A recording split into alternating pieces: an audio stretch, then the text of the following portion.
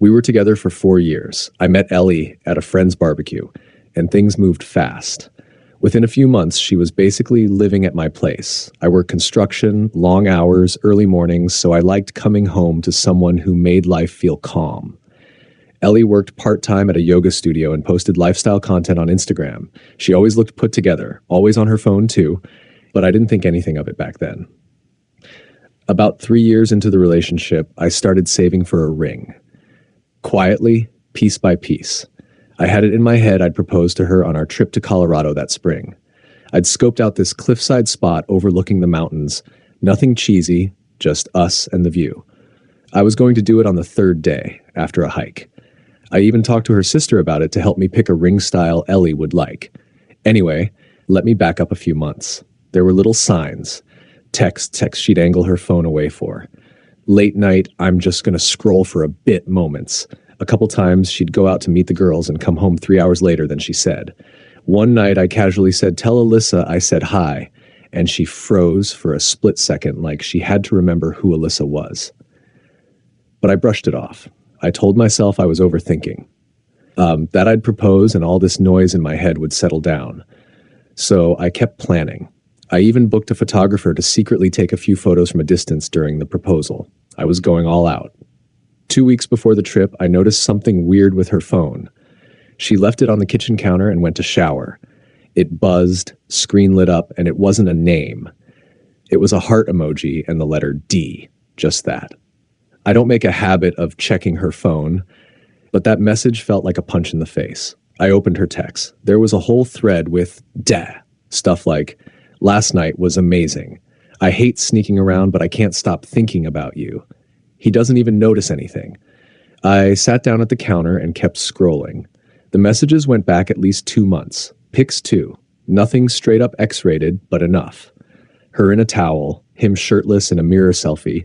She even said, "I wish I met you before him." I didn't even know who the guy was yet. My heart was pounding, but I didn't want her to know I saw anything. Not yet. I closed the messages, put the phone back where it was, and sat on the couch like nothing happened. She came out smiling, kissed me on the cheek, and asked if I wanted to order Thai food. That night, I didn't sleep. I just laid there next to her, replaying everything in my head. Next day, while she was at work, I started digging. Checked her iPad, same Apple ID, and I found the same thread with D. Then I looked through her photos. She had an album hidden. You know how you can hide photos on iPhones? Yeah, she forgot to lock the album. Photos of them together in what looked like a hotel room. Her in a red dress I'd never seen before. Him with his arm around her waist, mirror pics of them kissing. The timestamp said it was the same weekend she told me she was going to a wellness retreat with her girlfriends. I didn't lose it. Not yet. I screenshotted everything, airdropped it to my laptop, and backed it up on a flash drive just in case. I still didn't know who this D was, so I checked her Instagram follows. Only a few names starting with D. One of them was this guy called Drew Kramer. His page was private, but his profile pic, it was him. Same guy from the photos. He was some fitness entrepreneur type. He lived across town. I searched his name on Facebook, found out he used to date one of Ellie's yoga friends. Probably how they met. Now here's the messed up part. 3 days before the trip, I was at the jewelry store finalizing the payment for the ring. She texted me, "Can you pick up almond milk on your way back? Love you." Meanwhile, 2 hours earlier, she had messaged Drew, "I can't wait to feel your hands on me again." That same night, I confronted her sister. I called Jenna and said, "Hey, real talk. Do you know who Drew is?" She got real quiet. Then said, "You should probably talk to Ellie about that." I said, "I'm not asking her. I'm asking you. You helped me with the ring. Were you helping me propose to someone who's cheating on me?" She didn't deny it, just said, "I didn't know what to do, man. Ellie's been confused for a while." Confused. That's what she called sleeping with another guy while I was out working overtime to afford a damn engagement ring. I told Jenna not to tell Ellie I knew. I still had a plan to finish. So the day of the trip came. I acted normal, packed the bags, smiled, drove us 6 hours to Colorado like nothing was wrong. She laughed at my playlists, told me how excited she was to hike, said, "You're really the best, babe." We got to the cabin I booked, dropped our stuff, and I told her I was going to take a nap. But I didn't sleep. I sat in the room thinking about how I was going to end this. And then I came up with it. I was still going to take her on the hike. I was still going to take her to that cliff, and I was still going to bring the ring, but I wasn't going to propose. I was going to give her something else. Next morning, I packed the small backpack like I had planned. Water bottles, a couple snacks, the ring box, and now a folded manila envelope with the printed screenshots inside. We hiked for about 2 hours to get to the overlook spot. She was smiling the whole way, holding my hand, stopping to take pictures for her Instagram. I even took a few of her when she asked. I faked the laughs, the smiles. I was just waiting to reach the spot.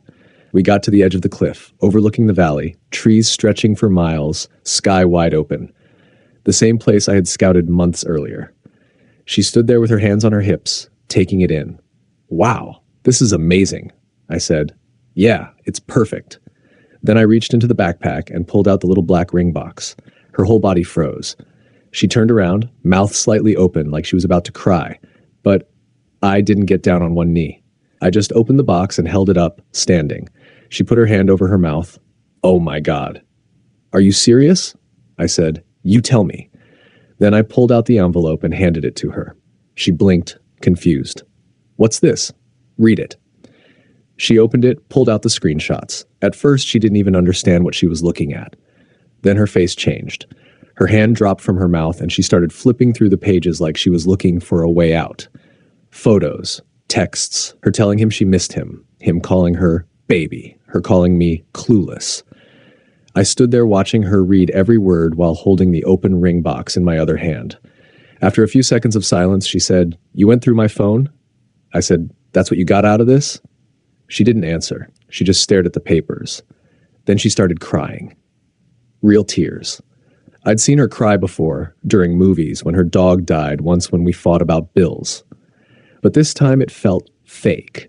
Or maybe it was real, but not because she was sorry. I think she realized she got caught, and the dream she was living, the nice guy, the comfortable home, the trip to Colorado, was about to vanish. "I didn't mean for this to happen," she said. "I didn't say anything. It was just, I felt lost. Okay?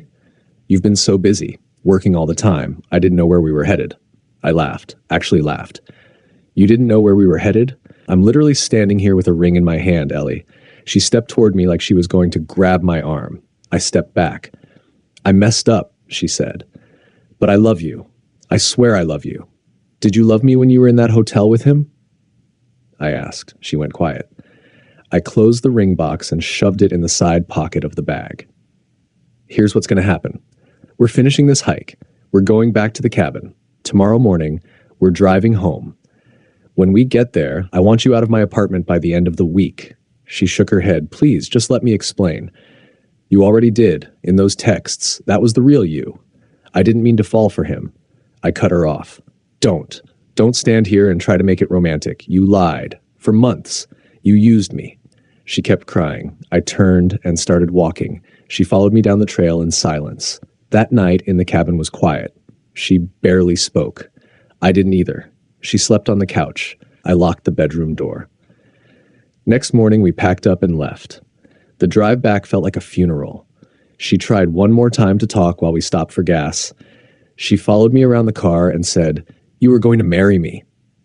"Doesn't that mean anything?"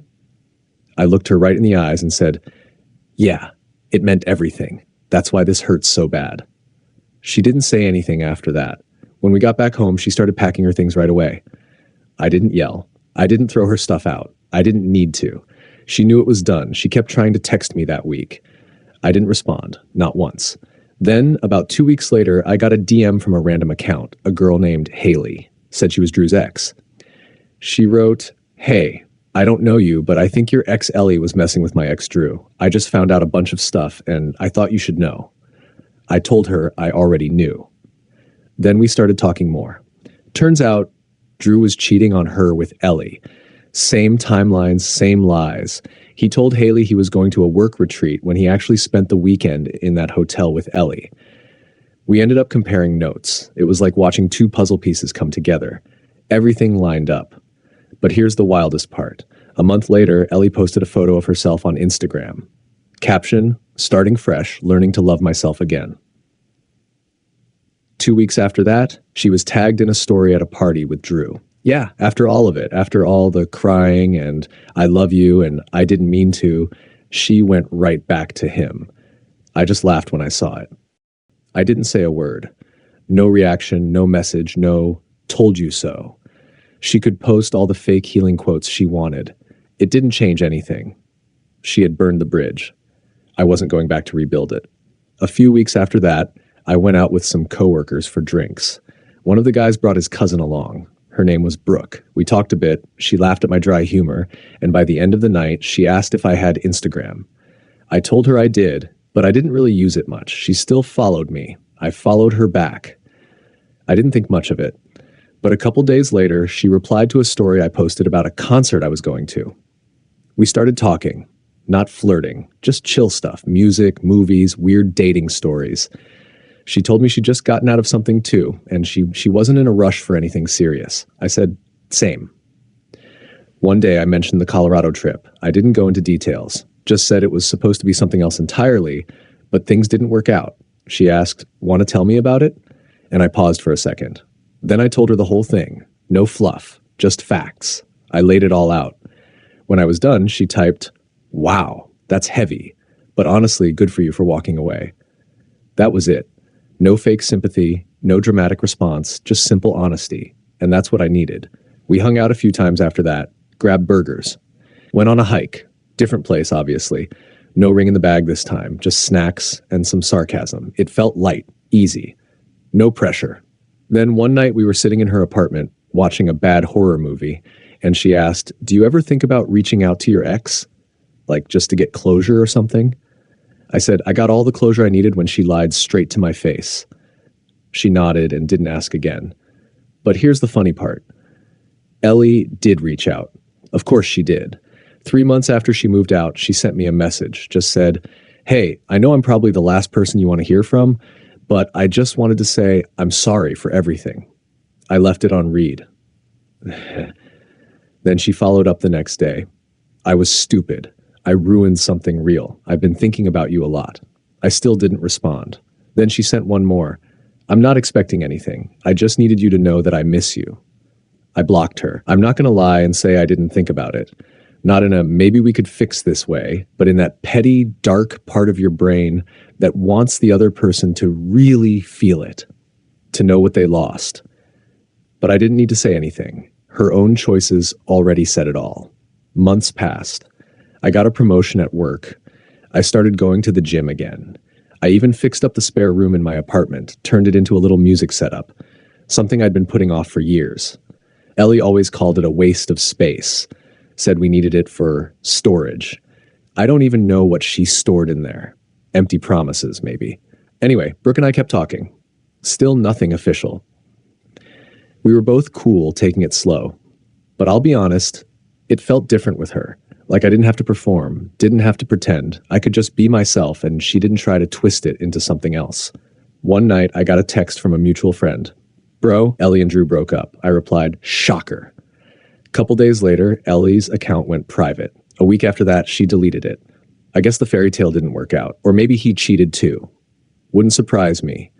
He already showed who he was. Me, I kept moving forward. There was no dramatic ending, no revenge plan, no begging, just silence. I let the truth do the talking. She cheated while I was planning our proposal. Now she's history, and I'm better than I've ever been.